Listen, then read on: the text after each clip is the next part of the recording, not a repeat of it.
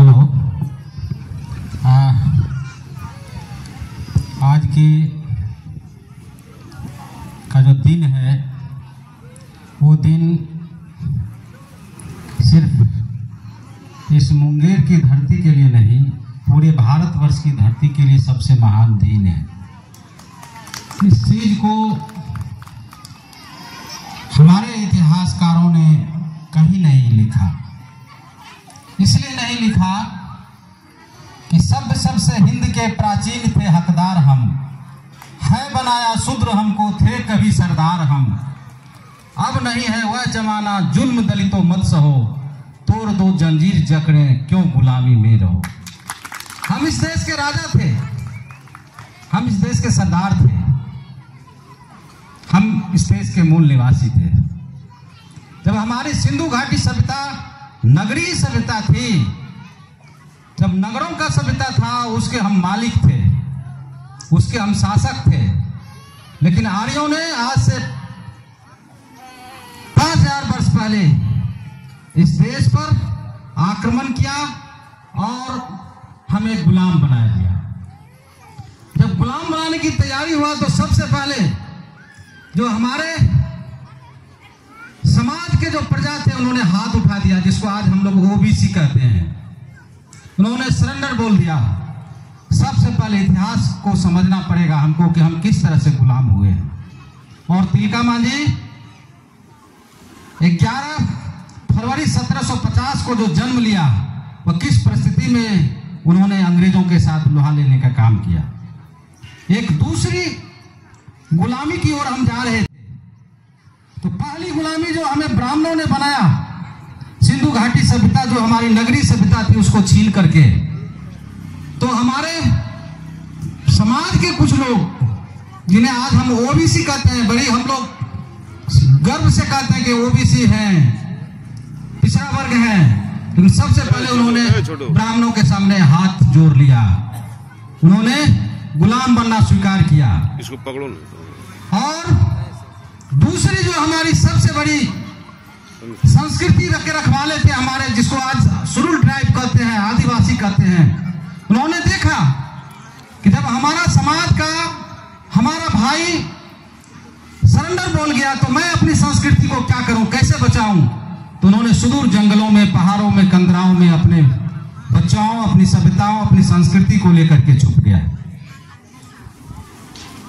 ताकि हम उस ब्राह्मणों के खिलाफ सामने नहीं आ सके और उस ब्राह्मणों के खिलाफ लड़ने में हमारे बाल बच्चे शहीद ना हो। ताकि संस्कृति बचाना था, सभ्यता बचाना था, उसके पास कोई दूसरा चारा नहीं हुआ। तो उन्होंने अपनी संस्कृति, सभ्यता, अपने जनरेशन को बचाने के लिए जंगलों कंदराओं में चला गया। और जो यहाँ के बच गए, जो जंगलों में नहीं भाग सके, जिसको आज हम अनुसूचित जाति कहते हैं, वह कहा कि हम कहाँ जाएंगे, हम भाग नहीं सकेंगे। तो वह उसी समाज में, उसी गांव में रह गया, जिसको बाद में जो सबसे ज्यादा प्रताड़ित किया गया, जिसको अनटचेबल कहा गया, अछूत कहा गया, जिसे कहा जाता था कि दुसाध से धरती छुआता है, चमारों से धरती छुआता है, धोबियों से को समाज में रहने नहीं दिया जाएगा। तो वह सुरुल कास्ट के लोग उस परिस्थिति में वहां उसका शोषण के शिकार हो गए और मानसिक गुलामी बने। जब हमारा समाज जंगल, जमीन और जल की सुरक्षा करते करते स्वतंत्र रूप से अपना जीवन यापन करना शुरू हुआ, तो 1757 में सिराजुद्दौला के साथ अंग्रेजों का युद्ध हुआ। यह इतिहास है। और 1757 में जब बंगाल में सिराजुद्दौला हार खाया और 1764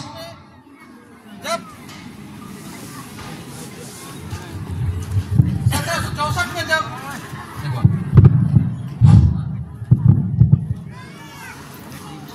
उत्तर प्रदेश के में ये जो युद्ध हुआ इलाहाबाद में, उस युद्ध में जब बंगाल के नवाब जो बिहार, उत्तर प्रदेश और बंगाल सभी उसके प्रांत में था, 3 सेनाओं के साथ जब अंग्रेजों से हार गया, तो पूरे बंगाल के प्रांत पर, जिसमें हमारा मुंगेर, भागलपुर और राजमहल की पहाड़ी, जिसको झारखंड कहते हैं, और हमारा बंगाल, सब अंग्रेजों का आधिपत्य में आ गया।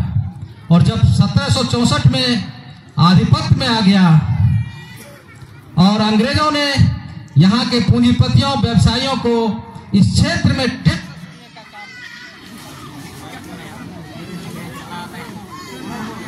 तिलका मांझी का जो जन्म हुआ वह दूसरी आजादी के लिए खड़ा हुआ था। एक पहली आजादी जो ब्राह्मणों के साथ उसका गुलामी के ओर बढ़ा था, इसमें हमारा समाज गुलाम हुआ और उस आजादी को बचाने के लिए जंगलों कंदराओं में रहना शुरू किया और जल जंगल और जमीन को उन्होंने बचाया और अपने परिवार का भरण पोषण करना शुरू किया। तो ब्राह्मणों ने सबसे पहले हमें मानसिक गुलामी बनाकर हमें शिक्षा से दूर कर दिया।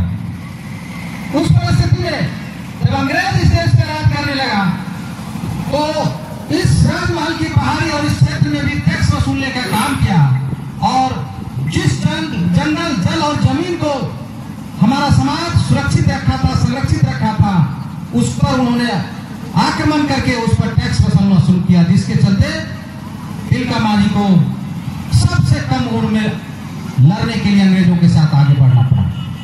मूल लड़ाई यही है। लेकिन 1857 की लड़ाई कहा जाता है कि 1700